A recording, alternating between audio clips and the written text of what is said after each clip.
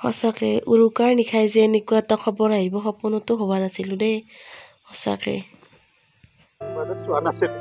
আজি যোৱা নিশা প্ৰায় 1টামান বজাত মোৰ ঘৰলৈ ফোন কৰিলে। মই ৰাজীৱ শদিয়াৰ শহুৱেক হয়। ফোন কৰিলত আমাৰ ল'ৰাটো আহি 2টা বজাত ঘৰৰ পৰা ওলাই আহি তেখেতক হস্পিটেললৈ আমাৰ য'ত প্ৰগ্ৰাম আছিলে তাৰ উদ্যোক্তাসকলে পৰিচালনা সমিতিৰ উদ্যোক্তাসকলে আনি মেডিকেল পোৱালেহি। আমি 2টামান বজাত আমাৰ ল'ৰাটো ঘৰৰ পৰা গাড়ী লৈ ওলাই আহিলোঁ। আমি ৰাতিপুৱা আহিছোঁ। আহি আমি প্ৰথমতে ভবা নাছিলোঁ, ভাল হ'ব বুলি ভাবি আছিলোঁ। তাৰপিছত মই কেনেবাকৈ এবাৰ গ'লোঁ, এচি ৰুমত সোমালোঁ।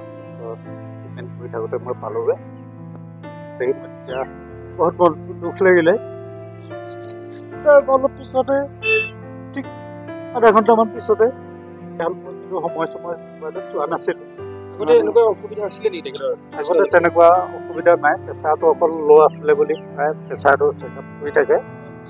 আৰু চুগাৰটো মই জনাত ছোৱালীজনী কোৱা মতে চুগাৰটো পৰীক্ষা কৰা নাছিলে। ইমানে ভগৱানে ইমানে তেখেতৰ লিখি পঠিয়াইছিলে। বিশেষকৈ আপোনালোকে বহুত মনটো দুখ লাগিলে। তাৰ অলপ পিছতে ঠিক আধা ঘণ্টামান পিছতে কিন্তু সময় চোৱা নাছিলোঁ।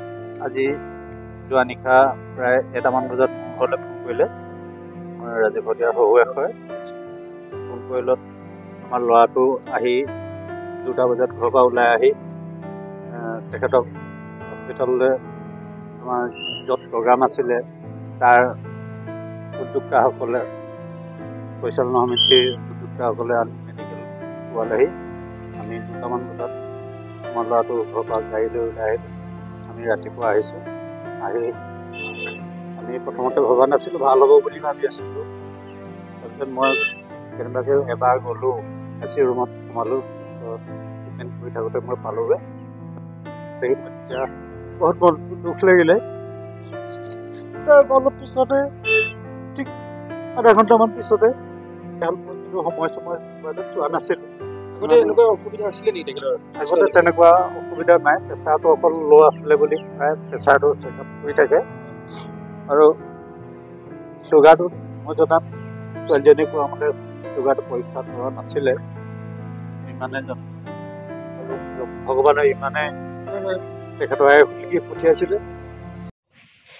সঁচাকে ইমান ধুনীয়া কণ্ঠশিল্পী এটা ইমান সোনকালে আঁতৰি যাব বুলি ভবা নাছিলোঁ। আজি হেঁপাহৰ ভোগালী হয়নে নহয়? চাৰিওফালে ৰং বিৰঙৰে কেনেকুৱা এটা উৎসৱ, কিন্তু তাৰ মাজতে ইমান এটা ডাঙৰ খবৰ আহিল যিটো মানে মানিবলৈকে খুব টান হয়। সঁচাকৈ বহুত বেছি দুখ লগা ঘটনা। মানুহৰ কিবা বেমাৰ চেমাৰ থাকিলে আগতে দেখাই ল'ব লাগে। প্ৰথমতে নিজৰ স্বাস্থ্যটো পৰীক্ষা কৰিব লাগে, হয়নে নহয়? ক'ৰবাত যোৱাৰ আগতে হওক, কিবা কৰাৰ আগতে, তাৰ পিছতহে বেলেগ কথা কৰিব লাগে, হয়নে?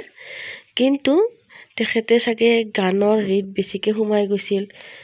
সেনেকুৱা হৈ পিনে যিটো বস্তু ভাল পায় মানুহে বেছিকৈ সোমাই যোৱা হয়তো স্বাভাৱিক, কিন্তু তেখেত চাগে অকণ বেছিকৈ সোমাই গৈছিল। সেইকাৰণে নিজৰ স্বাস্থ্যটো পৰীক্ষা নকৰিলে। তথাপিতো ভগৱানৰো ইচ্ছা আছিল চাগে, আৰু তেখেতৰ আয়ুস চাগে ইমান দিনেই আছিল। এতিয়া আমি সেনেকৈ মানি ল'ব লাগিব, হয়নে নহয়? তাত বাহিৰতো আমাৰ বেলেগ উপায় নাই, হয়নে? ঠিক আছে, বহুত বেছি বেয়া লাগিছে। এনেকুৱা ইমান ধুনীয়া ডেকা ল'ৰা এটা, ইমান ধুনীয়া ডাঙৰ পৰিয়াল থকাৰ যদি মৃত্যুলৈ মানি ল'বলগীয়া সঁচাকৈ বহুত টান হয়। ঠিক আছে, তেখেতৰ আত্মাৰ চিৰশান্তি কামনা কৰিছোঁ, আৰু তেখেত য'তে আছে সুখত থাকক।